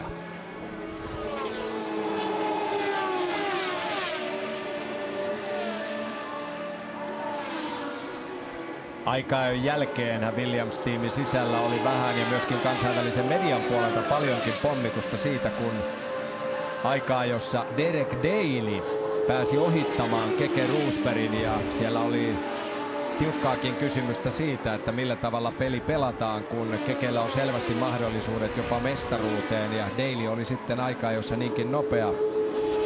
Mutta Keke Roosberg näytti jo sitten, niin kuin hän sanoi jo etukäteenkin, että ilman muuta Derek saa antaa tietä. Ja Keke sanoi jo ennen kilpailua, että minä ohitan hänet jo ennen ensimmäistä mutkaa. Ja niinhän siinä tuli käymään. Iisalmen suuri mies on ollut aina hyvin päämäärätietoinen. Ja kyllähän sekin kertoo kaiken, että ennen tätä kilpailua Derek Dalylla oli kasassa 7 pistettä.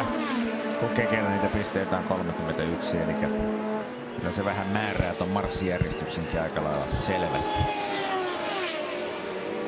Mitäs siellä nyt näyttää olevan? Ilmassa savua tai hiekkapölyä. Tässä olemme sitten René Arnoux kyydissä.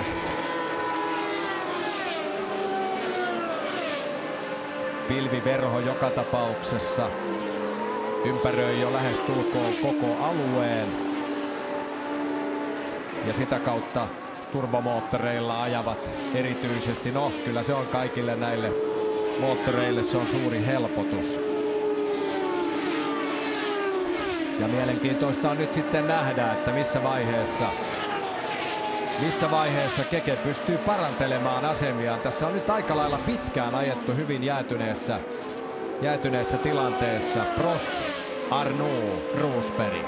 Mutta palkintokorokkeelle ollaan menossa.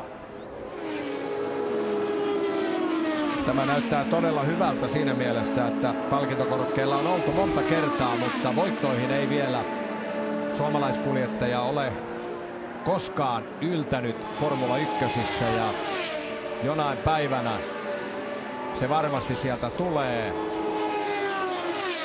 Siinä menee edessäni René Arnoux ja nyt hän on päässyt Hentonista ohitse. Hänkin Ja kaksoisjohto on Renaultlla edelleen tiukasti käsissä. Ja missä on sitten Keke? Mahtuuko Keke mukavasti vielä kenties samoihin kuviin jossakin vaiheessa?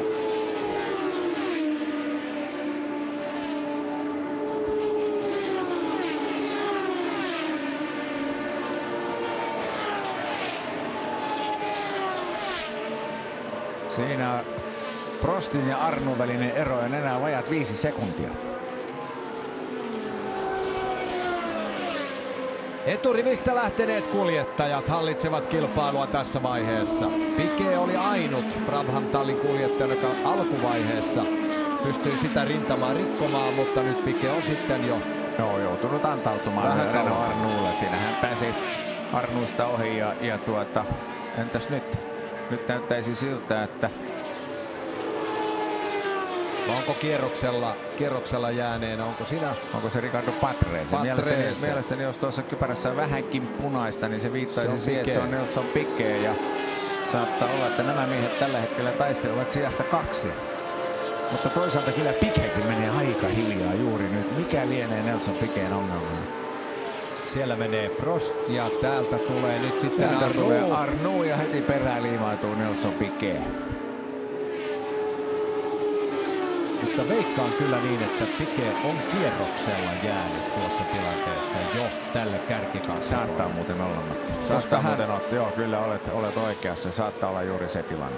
Varikkopysähdys pudotti hänen 5. Kyllä, ja sen takia hän päästi Arnoun sen verran ketterästi suuremmin estelemättä ohitseen. Mutta näitä Renault-miesten välinen ero alle 5 sekuntia. Samalla polttoainekuormalla mennään maaliin. Nyt vaan tässä täytyisi saada ystävämme Keke Rosbergin kuvia. Sieltä Keke tulee. Sieltä hän tulee. Sieltä tulee ja mielestäni Keke ajaa tällä hetkellä sijalla 3. Et siellä on 2 Renaulta kärjessä. Sitten siellä on Keke 3. ja Nelson Piquet on jäänyt syystä tai toisesta tuolle kärkikolmikolle. Kierroksella, kyllä. Ja siinä oli mielestäni myöskin Niki Lauda vielä vahvasti kuvissa mukana. Vai oliko Andrea de Cesaris? Katsotaanpas nyt, mitä tapahtuu tuolla. Voi hyvinkin olla, että Niki Lauda vielä on siinä vahvasti Keken kanssa haastamassa tilannetta. Siellä menevät Renault-kuljettajat ja ranskalainen ohjaaja luonnollisesti seuraa oman maan kuljettajia, oman maan autoteollisuuden merkkituotetta. Ja näin kierrokset vanhenevat. Vähän reilu minuutti menee tuohon yhteen kierrokseen ja mitä kevyemmäksi autot tulevat, sitä nopeammin tuolla radalla mennään. Tosin renkaiden kuluminen vähän jarruttaa. Ja siellä oli nyt sitten hyvin läheltä piti tilanne. Ohituspaikka Prostille. Siinä Arnoux. Lähellä mennään. Ja heidän välinen eronsa on vain 4 sekuntia. Kyllä.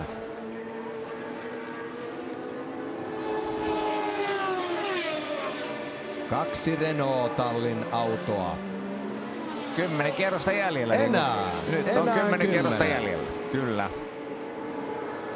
Jännitys tiivistyy. Kyllä siinä edelleen. 2 Renault-kuljettajaa kärjessä. Kyllä, ja tässä kohtaa voin kuvitella, että tuolla yleisö on aika lailla mielissään. Ollaan kuitenkin Ranskan maaperällä ja Renaultlla nyt hieno kaksoisjohto, kun on 10 kierrosta matkaa maaliin.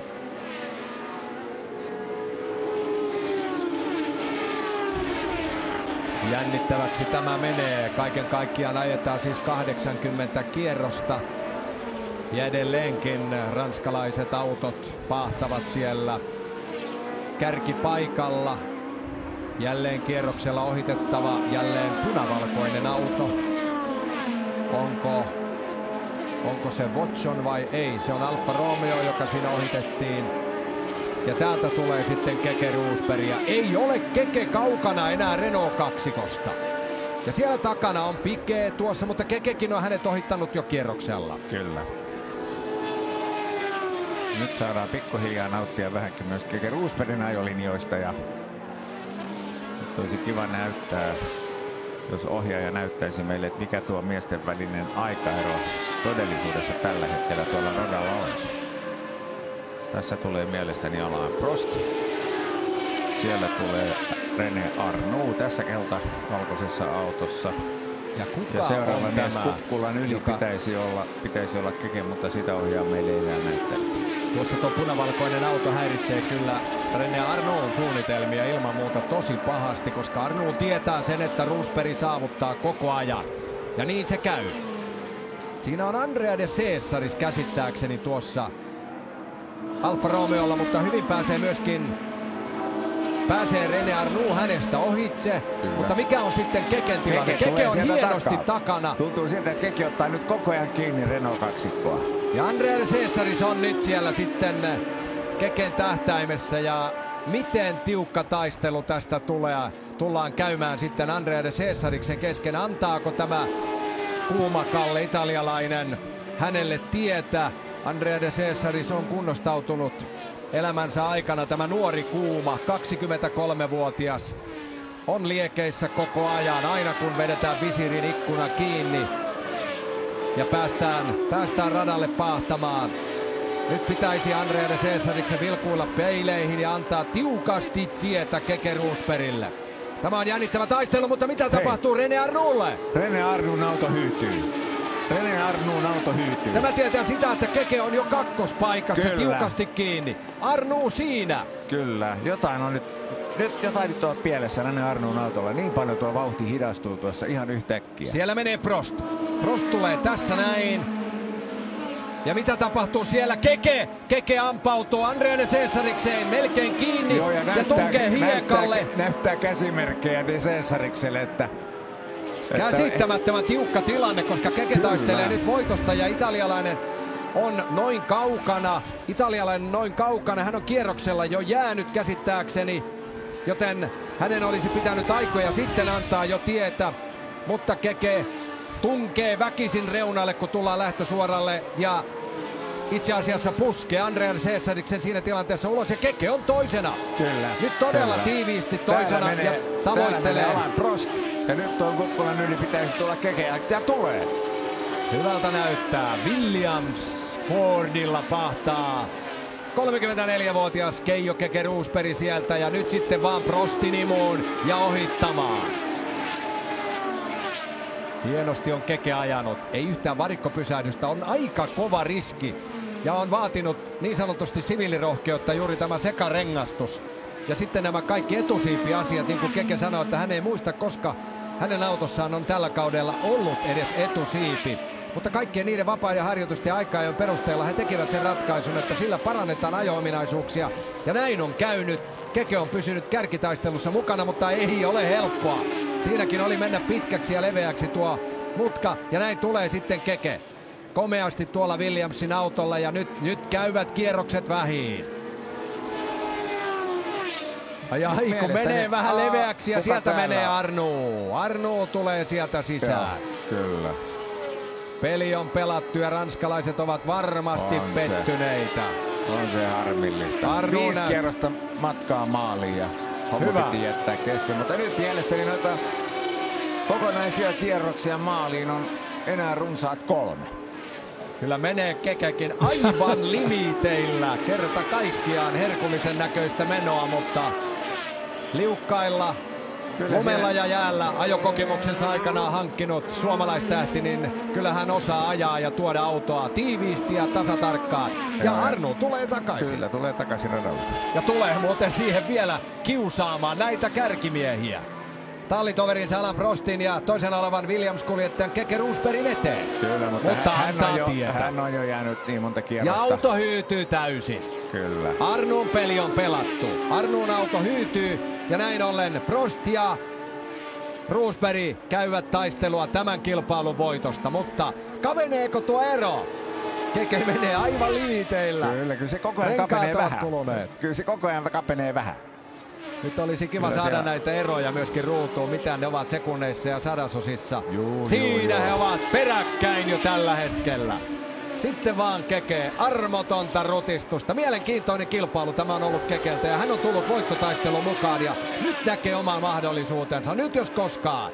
Sieltäkö se tulee se suomalainen historian ensimmäinen Formula 1 voitto.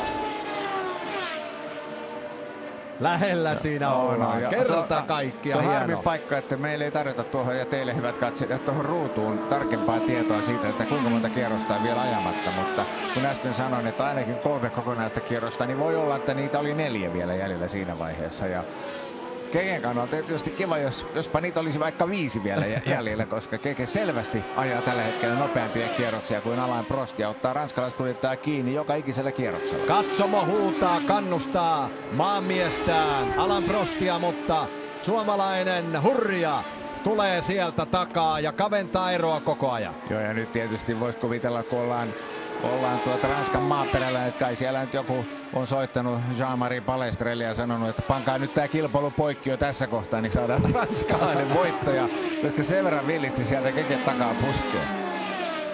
Nyt ero on jo noin pieni. Harmi paikka, ettei tiedä tarkkaan. Tässä lukee nyt, että ero on tasan 2 sekuntia. Minkä silmäkin kyllä kertoo. Kyllä, mutta kertokaa meille vielä se, että kuinka monta kierrosta on ajamatta. Ja nyt on Kekellä 1 000 000 taalan paikka. Lähtösuoran pään jarrutuksen, mutta vielä on eroa niin paljon, että ei se ohitus tuossa tule. Ei se ohitus tule siinä vielä, mutta se tulee vielä sieltä aivan varmasti. Prost ei pysty pidättelemään suomalaista, joka ajaa nyt elämänsä kilpailua suuressa hurmiossa. Ja siellä näkyy Arnoun auto, toinen Renault Turbo on pois pelistä. Ja tässä menee sitten Keke Roosberg. Tukholmassa syntynyt 6. päivä joulukuuta 48 ja nyt tullaan aivan lähelle ja Keke näkee sen mahdollisuuden. Tuleeko se siinä? Ei vielä. Ei vielä, mutta selvästi näillä syheröllä osuudella niin Keke on nopeampi kuin Alain Prost. Selvästi nopeampi syheröllä osuudella. Ainoastaan tuolla suoralla pystyy Prost jollain lailla pitämään kyydin riittävän kovana, jotta Keke ei pääse lähelle. Mutta täällä syheröllä osuudella katsokaa tätä. Turbo vastaan, vapaasti hengittävää. 1,5 litran turbomoottorilla varustettu Renault ja 3 litran vapaasti hengittävä Ford. Ja nyt se tulee, ei tule vielä. Keke näyttää peileistä, Keke näyttää professorille, että nyt tietää. Täällä on voimaa, täällä on pitävämpi rengas ja ennen kaikkea täällä on suomalaista sisua. Tässä suoralla pystyy vielä Prost antamaan vähän vastusta Kekelle, se on se turbo. Tuonne, kyllä. Mutta kun päästään tuolle syherölle osuudelle, niin sitten tilanne on hieman erilainen. Tuleeko se tällä kierroksella? Se alkaa heti tästä. Ja se alkaa heti tästä. Nyt Keke iskee. Ensin ulkokautta. Tuossa mennään imutukseen. Ei vieläkään. Mutta sitten tulee se hyvä paikka täällä kohta. Tässä. Uudelleen. Tuolta ja nyt se tulee sisältä. Ai kun on mannaa. Siinä Prost ajautui hetken aikaa vähän aikaa ulos ajolinjalta ja Keke kuittasi välittömästi. Se oli loistava veto. Vaikka sitä on niin monta kertaa muisteltu, niin kiva se on nähdä. Ja Prost yrittää vielä härnätä kaikin keinoin. Frank Williams ja koko laaja esikunta hyppivät riemusta siellä. Keke Roosberg on ottamassa ensimmäisen voiton tällä kaudella. Ja katsokaa mikä ero. Ollaan viimeisellä kierroksella. Saman tien se venähtää. Tosin Prost voi myöskin löysätä tässä tilanteessa. Kukaan ei enää tule takaa. Ja kun hän heti huomasi, että mitään mahdollisuuksia ei ole enää Keken kuittaamiseksi tuossa tilanteessa, niin peli on sitä myöten selvää. Vielä jatkuu ajaminen. Vielä jatkuu. Onko tämä se viimeinen kierros? Ja siellä ovat jo ratamiehet hermostuksissa juoksemassa tuonne radalle. Tarina tietää kertoa, että kilpailun maalituomari oli niin kuin Erkki Mustakari jo tässä vihjaili. 2 kierrosta ennen maaliin tuloa valmiina liputtamaan kilpailu päättyneeksi silloin kun Prost johti. Mutta Williams-tallin päämekanikko Frank Döni, eli tasan kierros aikaisemmin, Frank Döni, Keken kilpailuinsinööri, meni naputtamaan ruutulippumiestä, että Sir, vielä on 2 kierrosta.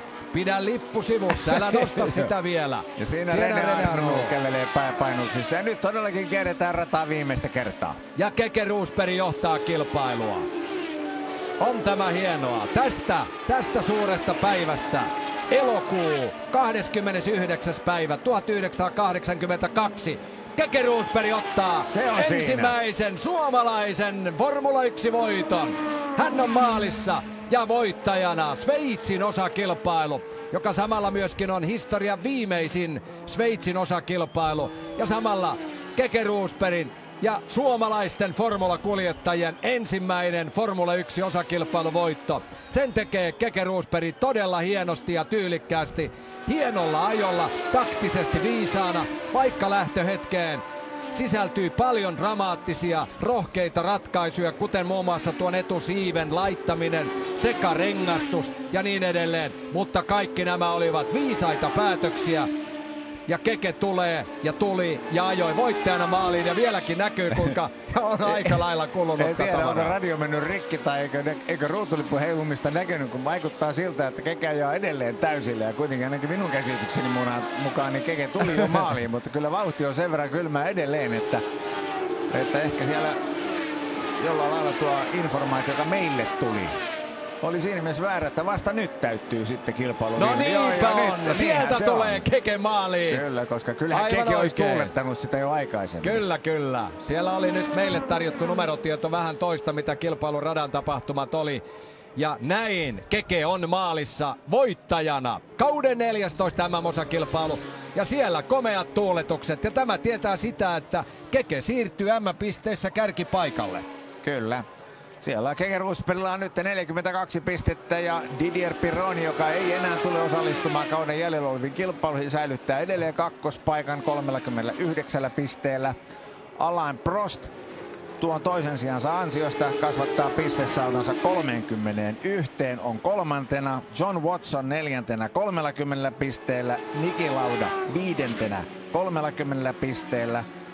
Ja Elio De Angelis kuudentena 23 pisteellä. Ja todetaan nyt se vielä, että tämä Keken voitto tarkoitti sitä, että tästä tuli tämän kauden Kekestä tuli 10. kuljettaja, joka on yltänyt tällä kaudella 1982 voittoihin.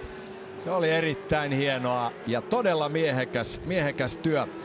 Kilpailun jälkeen Keke kertoi ja sadatteli erityisesti Andrea de Cesariksen idioottimaista ajoa. Ja valitteli juuri sitä, että siinä oli jopa riskit, että hänen mahdollisuutensa voittoon olisivat kariutuneet siihen, että Andrea de Cesaris ei antanut tietä, mutta kaikki päättyy loppujen lopuksi rohkeaan ratkaisuun siinäkin ohitustilanteessa. Keke puski italialaisen ulos ja pääsi jatkamaan puhtaasti omaa ajoaan. Ja siinä näkyy kunniataulukko. 81 kierrosta itse asiassa ajettiin, vaikka alun alkaen ilmoitettiin, että 80 on kilpailumitta. 7,1 sekuntia on Keken ja Prostin välinen ero. Ja sinne Parc Fermé-alueelle, suljetulle alueelle, vie Keke autonsa ja nousee varmasti rajusti tuulettaan tämän vuoden 10. voittajana autostansa ulos ja nousee tuonne palkintokorokkeelle. Ja vaikutti siltä, että Patrick Hedginen juoksi hurjaa vauhtia onnittelemaan Kekeä ja ei mikään ihme. Kyllähän Williamsilla tiedetään se, että kuinka arvokas asia tuo ensimmäinen voitto jokaiselle Formula 1-kuljettajalle on. Ja nyt se osui Keken kohdalle. Ja eiköhän kohta päästä kaikki nauttimaan noista hetkistä, kun Keke nousee tuonne korkeammalle korokkeelle. Siinä näkyy tämä taulukko maailmanmestaruuspistetilanteessa, kun 2 osakilpailua on vielä jäljellä. 2 viikon kuluttua Monza ja sitten myöhemmin syyskuun loppupuolella on kauden päätöskilpailu Las Vegasissa, Kaliforniassa, USAssa. Jos katsotaan, että Kekellä on 42 pinnaa, ainoa mies, joka häntä noista voi uhkaa, niin on Alain Prost 31 pisteellä. Siinä on 9 pisteen ero. Ja 10 pisteen päässä sitten John Watson, mikäli oikein tuossa näin. Periaatteessa Kekelle riittää Monzassa 5. sija, niin hän varmistaa maailmanmestaruuden. Siis seuraavassa kilpailussa jo mahdollisuus maailmanmestaruuteen, mutta senhän me voimme tässä varsinaisessa klassikkokilpailussa näinä loppusanoina todeta, että Monzassa se ei vielä onnistunut, mutta katsotaan, onnistuuko se Las Vegasissa.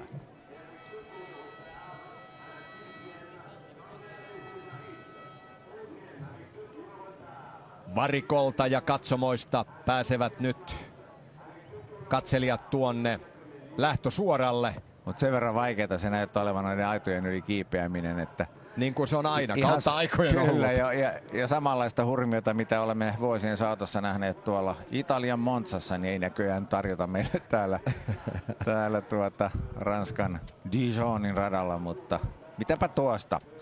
Tuskin sillä nyt niin suuri merkitys on, että onko tuossa palkintopallin edessä 100 ihmistä, 1000 ihmistä tai 100 000 ihmistä. Keke Rosbergia lämmittää tieto siitä, että juuri tällä hetkellä Keke Rosberg on maailman paras Formula 1-kuljettaja. Juuri näin. Maailman paras Formula 1-kuljettaja. Johtaa M-pisteissä, ajoi loistavan, vakuuttavan kilpailun ja toi Williams-autonsa ykkösenä ruutulipulle. Se oli kyllä hieno kilpailu, hieno suoritus Kekeltä ja yllätti kyllä monet asiantuntijat. Eletään edelleen turboaikakautta ja hyvin vahvasti sitä. Ja Keke tuo vapaasti hengittävällä Fordilla tuon Williams-autonsa ykkösenä ruutulipulle. Niin kyllä siinä vähän Renaultin puolellakin ja Brabhamin puolella pistettiin porukka polvilleen. Joo, vaikea sanoa mikä siinä vaikutti siihen, että Alain Prost ei pystynyt enää vastustamaan lopussa. Tässä taitaa tulla tuo ratkaiseva ohitus. Alain Prostilla on ilmeisesti renkaat niin loppu. Hän liukuu ulos tuolta sisältä ajolinjalta ja sen hyväksi käyttää Keke tällä lailla. Tarttuuko hyeenä tuohon tilanteeseen nälkäisenä? Ja homma on sillä selvä.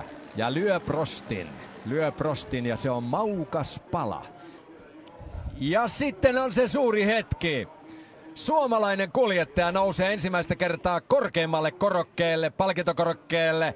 Näin hän sinne kiipeää. Saa vielä pullollisen vettä ja pääsee sitten huikkaamaan.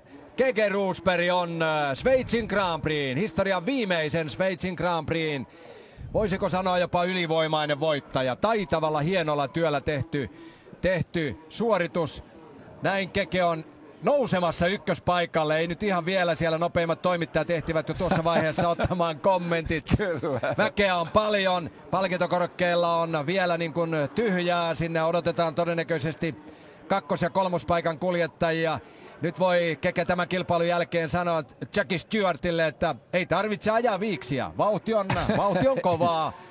Kyllä, ja voittoja tulee. Ja kyllä siinä näkee selvästi Alain Prostin ruumiin kielestä, vartalon kielestä, että ranskalaiskuljettaja harmittaa se, että niin lähelle hän pääsi voittoon, mutta joutui sitten kuitenkin lopussa antautumaan. En tiedä, ehkä siinä oli renkaat loppu sitten Renault-autolta niin totaalisesti, että hän ei pystynyt enää ajamaan sellaisia kierrosaikoja kuin kilpailun alkupuolella. Ja näin ollen Keke pääsi sieltä tuolla sekarengasseoksella sitten yllättämään ja ottamaan todella hienon ja arvokkaan uransa ensimmäisen GP-voiton.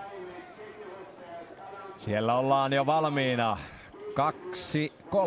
2-3 on jo valmiina tuolla. Siellä on Alain Prost tuossa vasemmalla selin. Ja sitten sinne odotetaan vielä Niki Laudaa. Niki Lauda sijoittui tässä kilpailussa sitten kolmanneksi. Hän jäi minuutin. Nämä 3 palkintokorokkeen kuljettajaa ajoivat sen 81 kierrosta. Mikäli tuohon ruututietoon nyt on uskomista, tuloksissa myöskin jälkeenpäin julkistetussa tuloksessa puhutaan vain 80 kierroksesta. Vettä juodaan nyt hartaasti, odotetaan, että tuo palkintoseremonia vihdoin käynnistyisi ja nyt sieltä löytyy Niki Lauda. Lämpimät onnittelut tulee sieltä kaksinkertaiselta maailmanmestarilta Niki Laudalta ja Keke Rosberg nousee korkeimmalle korokkeelle Ranskan maaperällä Sveitsin Grand Prix voittajana. Keke Rosberg ykkösenä, toisena Alain Prost Ranskasta, kolmantena Itävallan Niki Lauda.